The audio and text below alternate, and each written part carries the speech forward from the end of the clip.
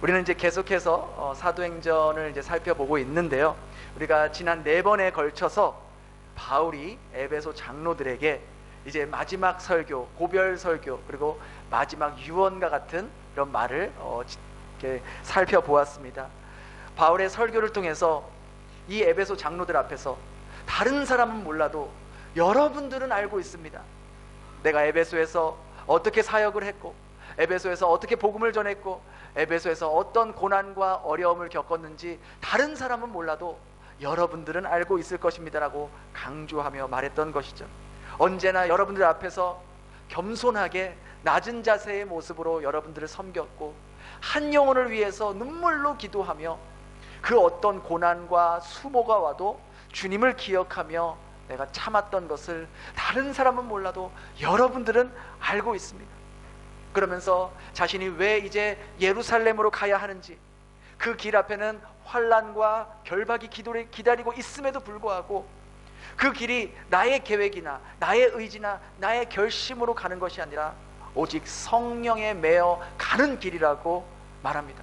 얼마든지 바울은 그 성령의 음성을 예루살렘으로 가면 안 되는구나, 피해야 되는구나 라고 자의적으로 해석할 수도 있었지만, 바울은 주님께 받은 그 사명, 즉 하나님의 은혜의 복음을 전하는 일에 나의 생명조차도 조금도 아깝게 여기지 않는다라고 밝히면서 자신을 부르셨던 그 부르심에 순종했다고 에베소 장로들에게 말합니다. 또한 바울은 자신이 에베소에 있을 때 에베소 사람들의 피에 대해서, 사람들의 그 피에 대해서 나는 깨끗하다 하면서 자기가 지금까지 복음의 파수꾼으로 말씀의 파수꾼 역할을 최선을 다했다고 피력합니다. 그리고 이제 내가 이 자리를 떠나서 여러분들과 함께 헤어진 후에 이제 사나운 이리들이, 이제 이단들이 와서 왜곡된 말을 하고 또 너희들 가운데, 여러분들 가운데 어그러진 말을 하여서 다 교회를 분열시키고 분란을 만들어서 그런 거짓 교사들이 반드시 일어날 거라고 경고를 합니다. 그리고 그러한 이단들과 내부의 거짓 교사들의 그러한 공격과 흔들림으로부터 막기 위해서는 오직 주의 말씀에 붙어 있어야지만이 이 에베소 교회가 든든하게 세워지고 거룩한 교회로 세워져 나갈 것을 바울은 말합니다. 우리가 지난 4주 동안 이 바울의 말씀의 고별 설교를 쭉 살펴보았습니다.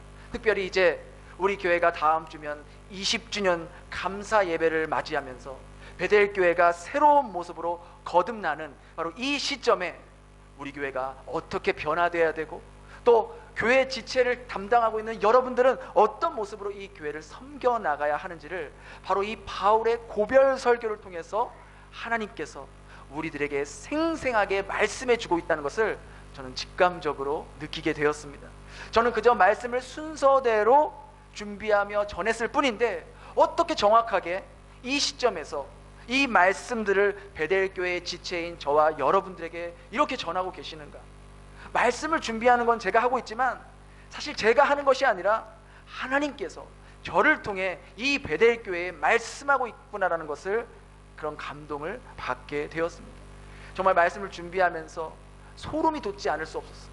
정말 이 교회를 성령 하나님께서 이끌어가고 계시는구나, 말씀을 준비하면서 다시 한번 그걸 강하게 느끼게 되었습니다.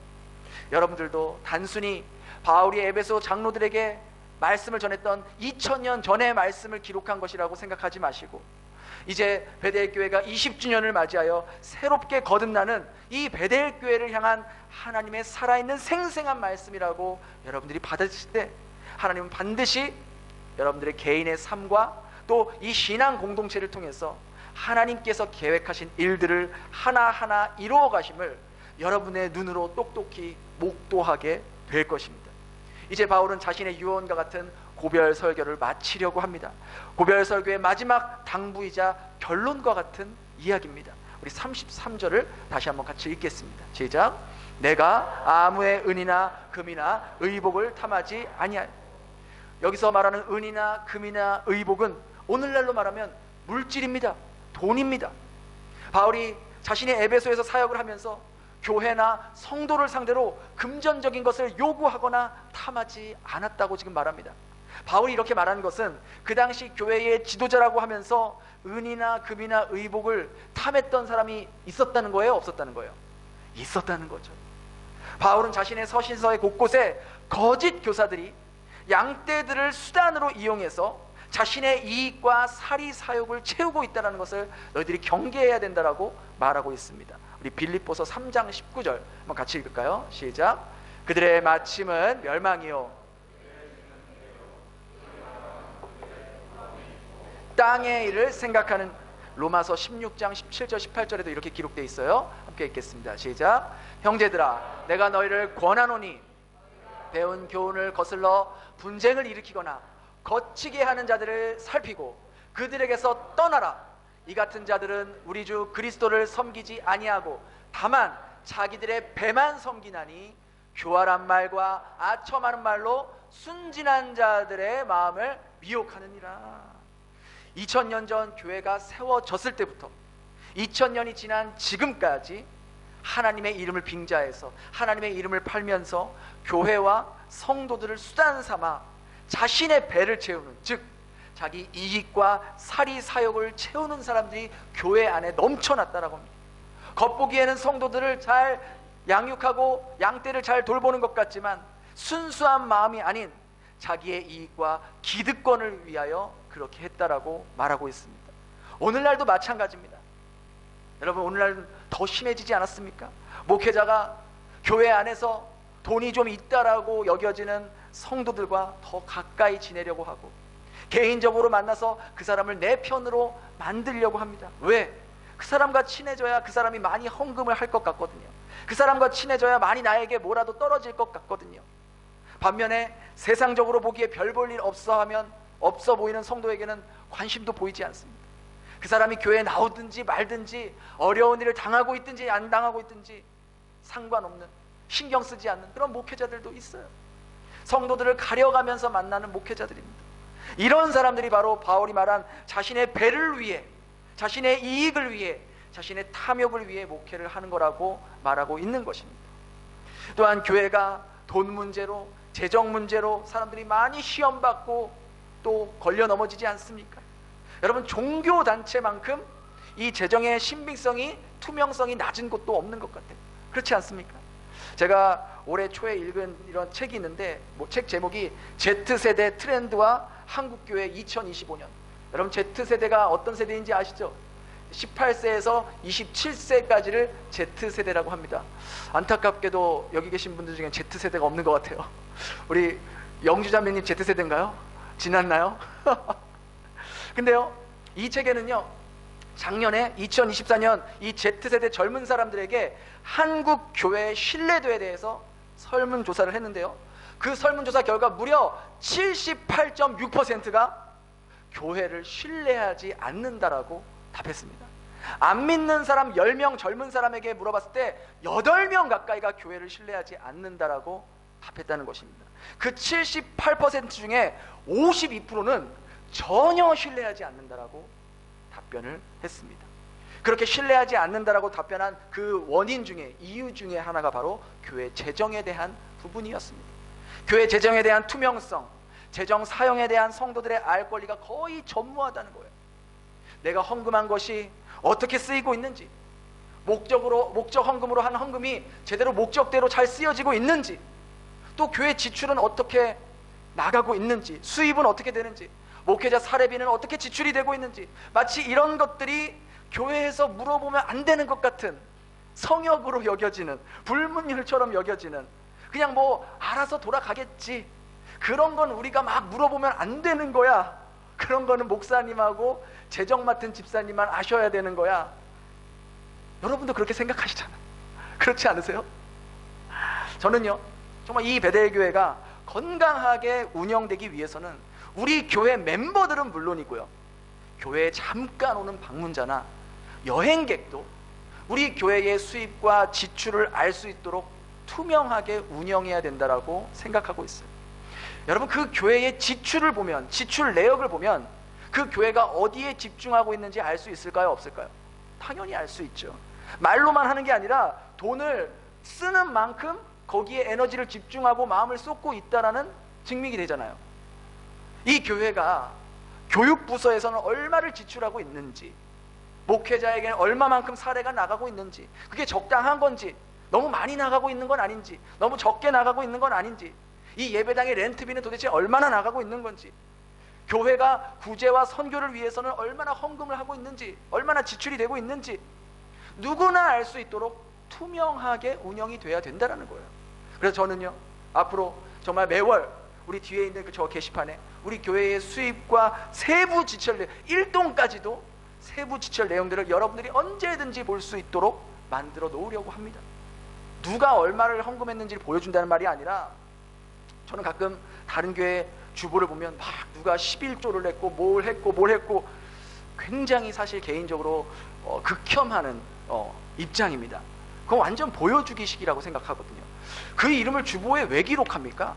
자기 만족이잖아요. 누가 했는지 안 했는지 비교하게 되고, 저는 그런 보여주기식으로 자기 셀프 만족을 위해서 한다는 게 아니라, 이 교회가 재정적으로 수입과 지출에 관하여 건강하게 지금 운영되고 있는지, 이 교회가 제대로 필요한 일에 지출을 하고 있는지, 아니면 지출을 다시 조정해야 되는 부분은 없는지, 이렇게 서로 관심을 갖고 서로 개선하려고 하고 서로 이렇게 함께 하려고 할 때, 다시 이렇게 젊은 사람들, 또 우리가 또 지금 현재 있는 성도들에게 잃어버렸던 신뢰를 다시 회복할 수 있다라고 생각합니다. 여러분, 이건요, 목회자인 제가 돈 때문에 타락하는 것을 막아주는 제도적인 장치이기도 합니다. 이렇게 투명하게 관리해야 제가 재정에 관해 함부로 손을 못 대고 함부로 제 마음대로 좌지우지할 수 없는 거잖아요. 여러분들이 정말 하나님을 사랑해서 나를 구원해 주신 것이 너무나도 감사하고 내 삶을 인도해 주신 것이 너무나 감사해서 그렇게 여러분들이 피땀 흘려서 일한 그 귀한 헌금을 의미 있게, 올바르게, 목적대로 하나님 나라를 위해 영혼 구원하는 일에 사용되어야 되잖아요. 그러니까 우리가 함께 그렇게 만들어 가자는 거예요. 바울은 그렇게 에베소 장로들에게, 너희는 하나님의 이름을 팔아서 자신의 배를 신으로 삼으며 교회와 성도를 수단으로 삼으면 안 된다. 탐욕이야말로 하나님이 가장 가증스럽게 여기는 우상 숭배다라고 강조했던 것이죠. 그러면서 그 탐욕을 다스리고 정말 이 진심으로 교회와 양떼를 섬기기 위해서는 어떻게 해야 하는지를 35절 상반절에서 말해주고 있습니다. 35절 함께 같이 읽겠습니다. 시작. 범사에 수고하여 약한 사람들을, 바울은 에베소 장로들에게 말합니다. 내가 너희와 함께 있을 때 어떻게 했는지, 어떻게 사역했는지 너에게 몸소 보여주지 않았냐? 내가 얼마든지 너희에게 나의 몫을 주장할 수 있지만, 나의 권리를 주장할 수 있지만 난 그렇게 하지 않았다. 오히려 내 손으로 직접 내 생활비를 벌고 쓰고 충당했다. 그것뿐만 아니라 너희 중에 약한 자들이 있다면, 도움이 필요한 자들이 있다면 내가 도움으로써 너희들이 어떻게 이 에베소 성도들을 돌봐야 하는지를 내가 친히 본을 보여 주었다라고 말하고 있습니다. 바울은 그렇게 어디를 가든지 교회와 성도들에게 부담을 주지 않기 위해 늘 자신의 손으로 일을 하면서 맡겨진 교회와 성도들을 위해 최선을 다했다는 거예요. 여러분, 목회자는요, 성도에게 부담이 되는 존재가 되면 안 됩니다. 목회자가 성도에게 부담을 주는 말이나 행동을 해서도 안 됩니다. 제가 목회를 해보니 참 목회자가 어려운 위치인 것 같아요.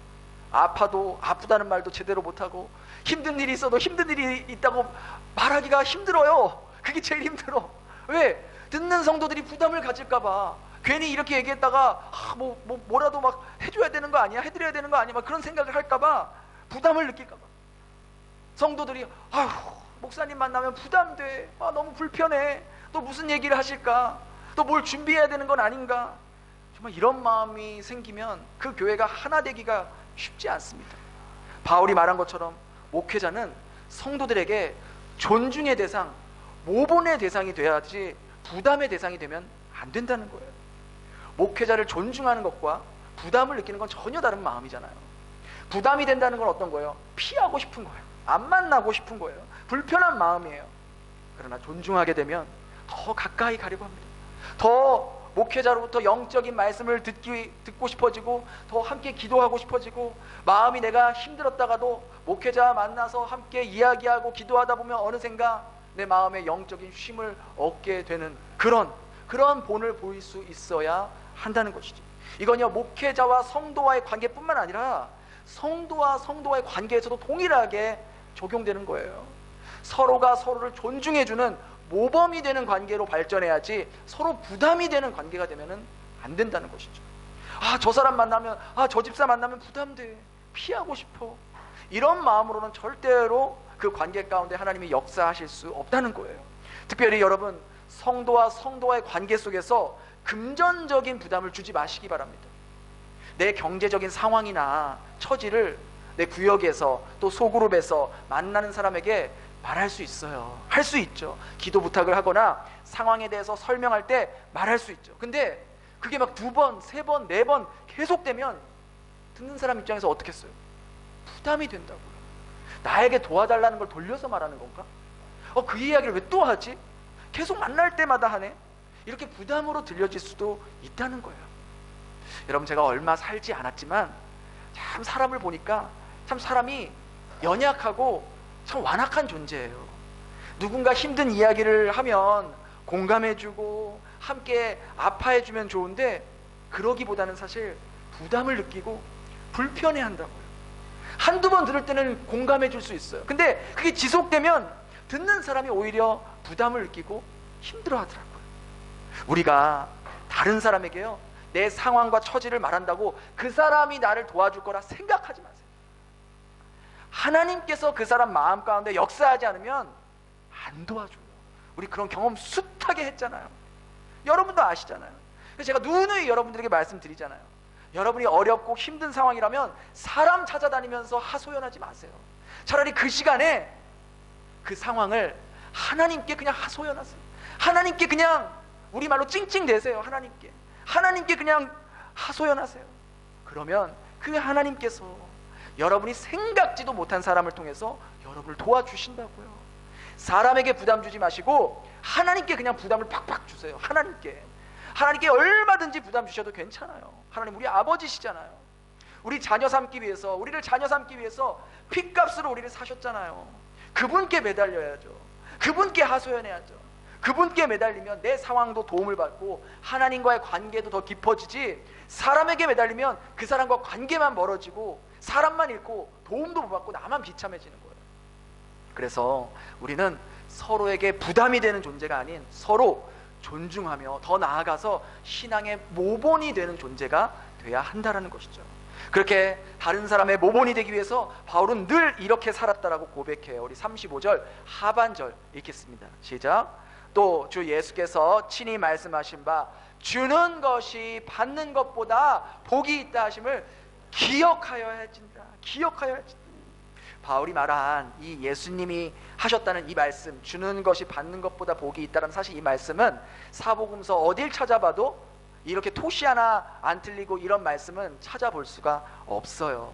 그럼에도 불구하고 바울이 이렇게 말한 것은 그 당시, 지금 바울이 이 말을 했을 당시에는 아직 복음서가 기록되지 않았을 시대였단 말이에요. 아마도 사도들로부터 구전으로 예수님의 말씀이 전해지고 온 그런 시기였단 말이에요. 그러니까 바울도 다른 사도들에게 예수님이 이렇게 주는 것이 받는 것보다 복이 있다라고 하신 것을 구전으로 들었을 거예요. 비록 주는 것이 받는 것보다 복이 있다라고 이렇게 정확히 토시 하나 안 틀리고 이런 말이 복음서에서는 찾아볼 수 없지만, 예수님께서 복음서에서 말씀하시고 보여주신 그런 모습이 바로 이 말씀의 다 같은 맥락 아니겠습니까? 우리 누가복음 6장 38절 한번 볼까요? 한번 같이 읽겠습니다. 시작. 주라 그리하면 곧 후이되어 누르고 흔들어 넘치도록 하여 너희에게 안겨주리라. 여러분, 우리는요 솔직히 다른 사람에게 뭔가를 받을 때 기쁩니다. 생각지도 못한 돈을 받거나 선물을 받거나 식사 대접을 받거나 다른 사람에게 사랑을 받거나 인정을 받을 때 어때요? 기쁘잖아요. 기쁩니다. 그런데 그것보다 더 큰 기쁨이 있다는 거예요. 그것은 바로 내가 가지고 있는 것으로 다른 사람을 섬길 때입니다. 내가 받을 때보다 줄 때 더 큰 기쁨이 있는 거예요. 받는 사람이 기뻐하는 그 모습을 보면서, 정말 좋아하는 그 모습을 보면서 내가 더 큰 기쁨과 보람을 느낄 때가 얼마나 많이 있습니까? 내가 나눠주는 것으로 그 사람이 더 의미 있게 사용되어지는 그 모습을 보고 우리는 많은 뿌듯함을 느끼곤 하잖아요. 주는 것이 받는 것보다 복이 있다라는 이 말씀 중에 이 복의 원어적인 의미는 행복입니다. 그리고 이 행복이라는 단어는 창세기에서 하나님께서 그 세상을 만드실 때마다, 하루하루 만드실 때마다 항상 마지막에 하신 말씀이 있었어요. 다 만드시고 하신 말씀이 하나님이 보시기에 좋았더라. 그 좋았다, 그 기뻤다라는 그 단어와 비슷한 단어가 바로 이 복이라는 거예요.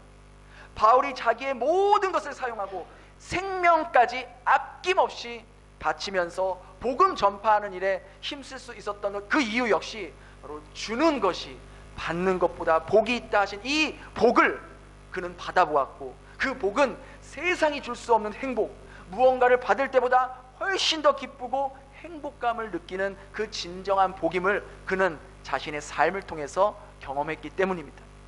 여러분, 우리는요 예수님의 제자들입니다. 예수님이 가신 길을 따라가는 사람들이고 예수님이 사셨던 삶을 닮아가는 사람들이에요. 예수님은 당신이 가지고 있는 것을 하나도 남김없이 다른 사람을 위해 주는 삶을 사셨어요. 저도 비록 긴 인생을 살아보지 못했지만 이 짧은 인생을 살면서 한 가지 느낀 것은요, 돈이 많은 사람이 다른 사람을 위해 돈을 쓰는 건 아니더라고요. 오히려 돈이 많을수록 다른 사람에게 자신의 것을 사용하는 일에 인색한 사람들이 더 많은 것을 인생을 살면서 보게 됩니다.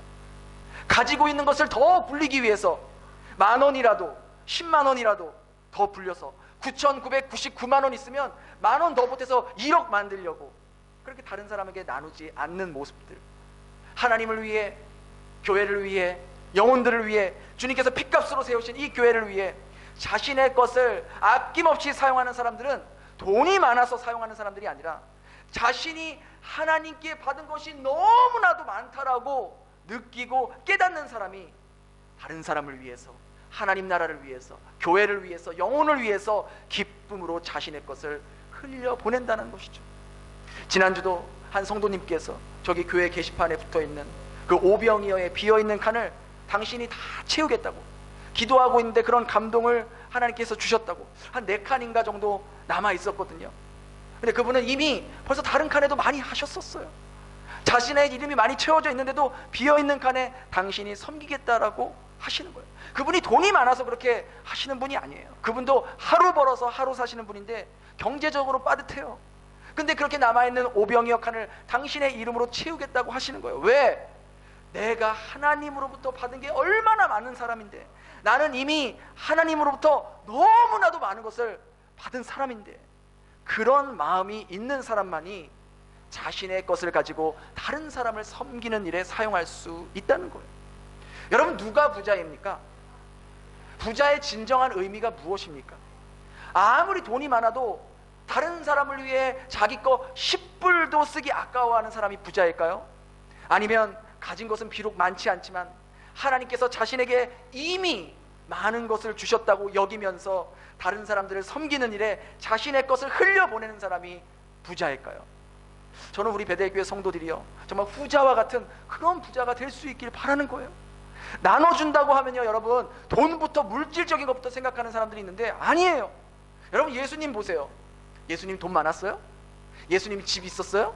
예수님 뭐 땅 있었어요? 예수님 재산 있었어요? 예수님은요, 오늘날로 말하면 저소득층 기초수급자예요. 로마 정부로부터 지원금 받아야 하실 분이라고요. 그런 예수님은 당신이 가지고 있는 모든 것을 사용하여서 다른 사람을 위해 사용하셨단 말이에요. 자신의 시간, 자신의 능력, 자신의 건강, 자신의 에너지, 자신의 마음, 자신의 목숨까지 저와 여러분을 위해 내어 놓으셨다고. 바울도 보세요. 바울도 마찬가지 아닌가요? 바울이 뭐 돈이 있었어요? 가진 게 있었어요? 없었어요. 아까도 말씀드렸지만 없어서 나누지 못하는 게 아니에요. 나눌 마음이 없기 때문에 못 나누는 거예요. 우리는 얼마든지 나의 시간과 나의 에너지와 나의 마음과 나의 삶을 사용해서 다른 사람을 섬기고 격려하고 세울 수 있어요. 따뜻한 말 한마디, 용기의 말 한마디, 믿음의 말 한마디, 배려의 말 한마디가 지금 낙심되어 있고 절망 가운데 있는 가족과 우리 이웃과 교회 지체들을 살릴 수 있다는 거예요. 아무리 많은 것을 가지고 있어도 남을 도와주지 못하는 사람은 그 사람이 진짜 가난한 사람이에요. 그러나 비록 내가 가진 것이 별로 없어도 진심으로 상대방을 생각하며 그 사람을 도와주려고 한다면 그 사람이 진짜 부자인 거예요. 그리고 주님은 바로 그런 사람이 복이 있다, 주님이 주시는 진정한 행복을 느끼며 이 땅을 살 수 있다라고 말씀하시는 거예요. 여러분, 우리가 지금까지 살아오면서 하나님께 얼마나 많은 복을 받고 지금까지 살아왔습니까? 찬송가에도 이런 가사가 있잖아요. 받은 복을 세워보아라. 크신 주의 복을 네가 알지 않느냐. 지금 내가 숨쉬며 살고 있는 이 모든 것들이 다 하나님께로부터 받은 복임을 우리는 깨달아야 한다는 거예요. 우리가 얼마나 하나님의 큰 사랑을 받은 존재들입니까?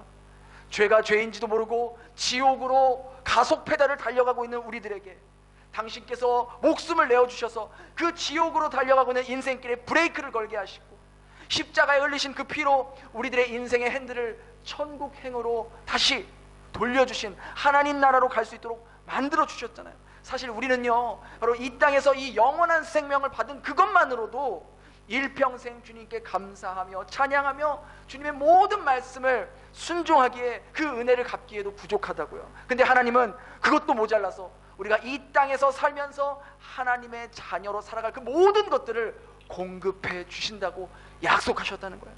하나님께서 그 놀랍고 신비로운 사랑과 은혜를 우리들에게 주셨기 때문에 우리가 지금 이렇게 숨쉬며 지금 오늘날까지 살아올 수 있는 것 아니겠습니까? 우린 그런 사랑을 받은 존재들이에요.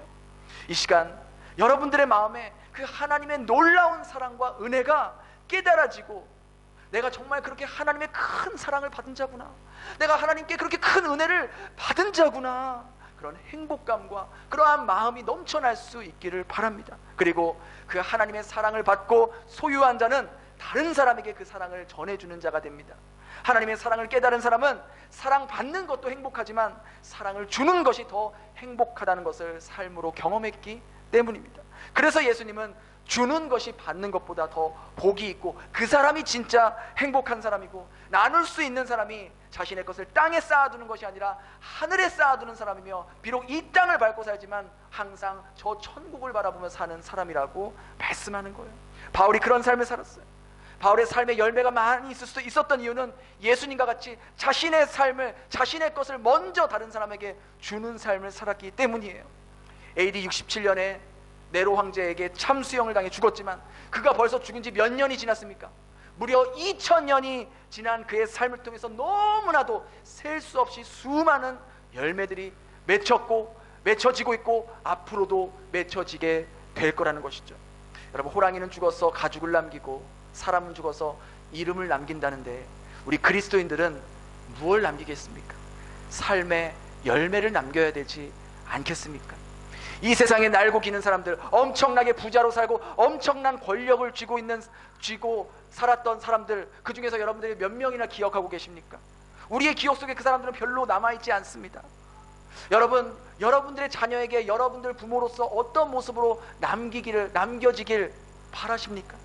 어떤 사람들의 삶의 모습이 우리 가슴 속에 오랫동안 남아있겠습니까?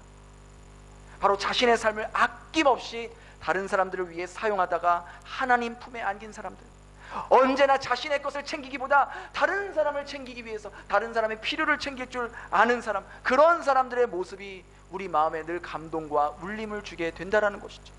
주님께서 우리의 삶을 보시고 평가하실 때 너 이 땅에서 얼마 벌다 왔니? 얼마 모으다 왔니? 얼만큼 쌓아놓다 왔니? 그거 물어보실까요? 너 얼만큼 내가 준 걸 가지고 나눠주고 왔니? 너 얼만큼 내가 준 걸 가지고 다른 사람들과 함께 사용하다 왔니라고 물어보실 것 같아요. 저를 포함한 우리 베델교회가, 이 베델교회를 구성하고 있는 여러분 한 분 한 분이 정말 이런 모습으로 내가 얼마나 하나님께 받은 것이 많은 사람인가, 그것을 깊이 깨닫고 자신의 삶에 하나님께서 주신 것을 나누며 흘려보내며 진정한 행복을 느낄 수 있길 바랍니다. 이제 다음 주면 우리 베델교회가 창립한 지 20주년이 됩니다. 하나님께 너무나 감사하고 지난 20년 동안 지켜주시고 보호해 주신 그 수많은 위기와 어려움 속에서도 하나님께서 함께 하셨기에 20년 동안 이 교회가 사라지지 않고 이 호치민 한켠에서 오늘도 하나님을 예배하는 신앙 공동체로 모여 있습니다. 그럼 그 하나님께 우리가 어떤 마음으로 나아가야 할까요? 이 교회뿐만 아니라 내 가정을, 내 자녀를, 내 삶의 일터를 오늘날까지 인도하시고 필요한 그 모든 것들을 공급해 주신 그 하나님 앞에 우리는 어떤 마음과 태도로 나아가야 할까요? 이번 한 주간 더 깊이 하나님의 은혜 가운데 하나님께서 우리 삶 가운데 행하신 일들을 기억하며 그 놀라운 일들을 곱씹으며 우리가 드릴 수 있는 최고의 감사, 최고의 찬양, 하나님이 기뻐하시고 원하시는 예배자의 모습으로 내 삶을 주님께 드리는 산 제사로, 산 제물로 드리다가 한 주간 그렇게 살다가 주님 앞에 다시 저희들이 영광스러운 예배를 드릴 수 있는 저와 여러분 될 수 있기를 예수님 이름으로 축원합니다. 우리 이 시간 마지막 찬양하고 또 기도하고 마치도록 하겠습니다.